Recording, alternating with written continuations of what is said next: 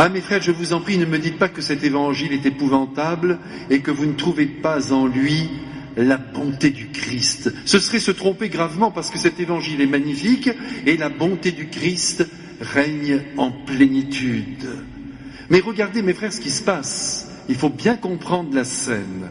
Notre Seigneur Jésus-Christ, pour la première fois de sa vie, du moins après la fuite en Égypte qu'il connut lorsqu'il était bébé, va décider de sortir du pays d'Israël. C'est la première fois qu'il quitte le territoire, tout simplement parce qu'il faut, pardonnez-moi cette expression, calmer quelque peu le jeu.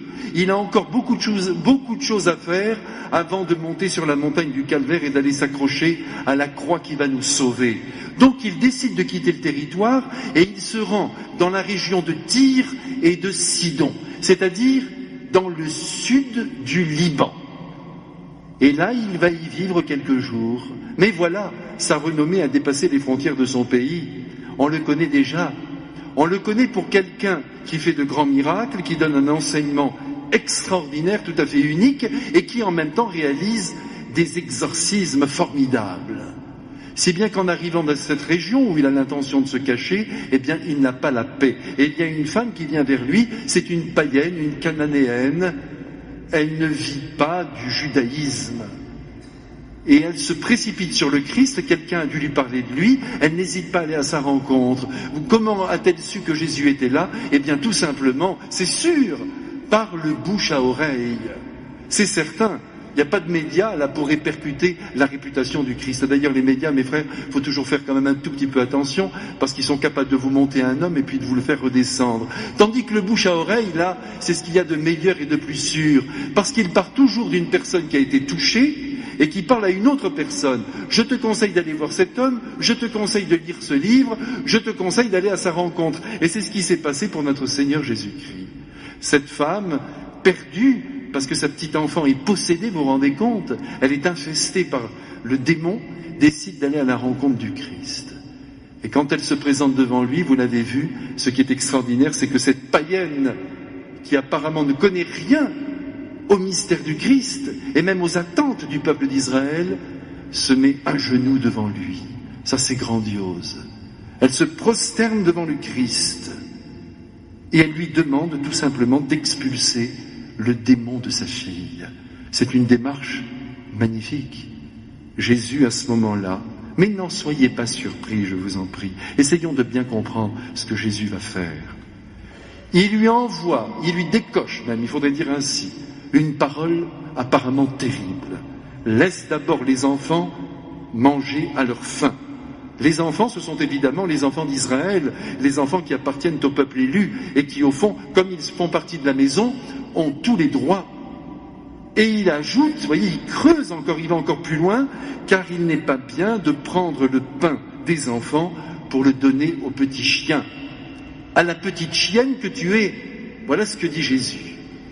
Alors je ne sais pas si ça vous est arrivé, mes frères bien-aimés, de temps en temps, de vouloir faire la charité à quelqu'un dans la rue, et puis vous ne pouvez pas la lui faire, tout simplement parce que vous n'avez rien sur vous, ou parce que vous sentez que c'est pas tout à fait bon ce qui vous est demandé, et en réponse, au lieu d'avoir devant vous quelqu'un qui vous dirait « Je comprends très bien, oh j'espère que je vais m'en sortir, comment pourrais-je avancer, j'ai besoin de ceci », vous voyez, une parole de compréhension, on vous insulte.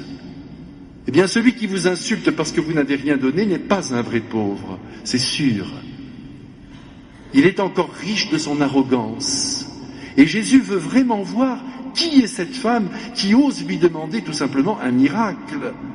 Donc il creuse son cœur, il creuse son humilité, il creuse sa pauvreté. Et cette femme, qui est une véritable pauvresse, répond magnifiquement à Jésus. Vous connaissez cette réponse désormais célèbre. C'est vrai, Seigneur, vous avez raison. Vous voyez comme c'est beau de sa part. Vous avez raison. Mais les petits chiens sous la table, ils se contentent des miettes qui tombent.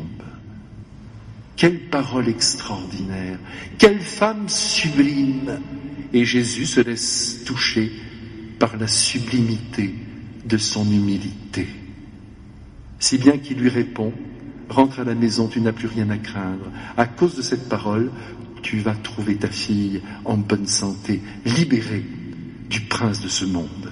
Et en effet, quand elle arrive chez elle, sa fille est allongée sur le lit, elle est guérie, le démon envolé, disparu.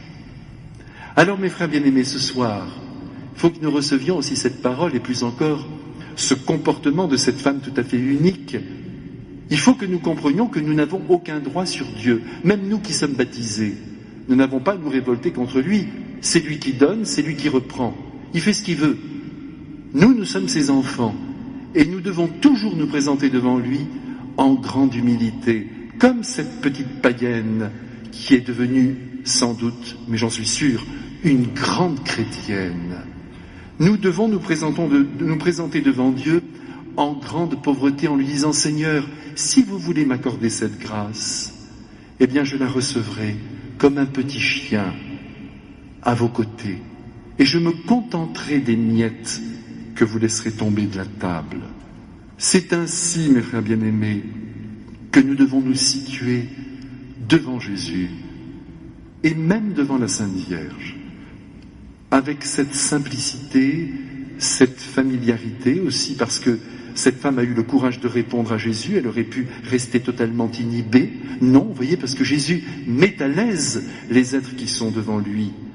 Mais en même temps, avec cette franchise, cette fraîcheur, nous osons demander à Jésus les grâces dont nous avons besoin, nous osons les demander aussi à sa mère chérie, qui est devenue la nôtre, mais je vous en supplie, toujours en grande humilité. Et là, nous verrons des miracles s'accomplir, parce que nous sommes allés devant Dieu humblement, en enlevant nos chaussures, en lui parlant, pas d'égal à égal, d'enfant à père.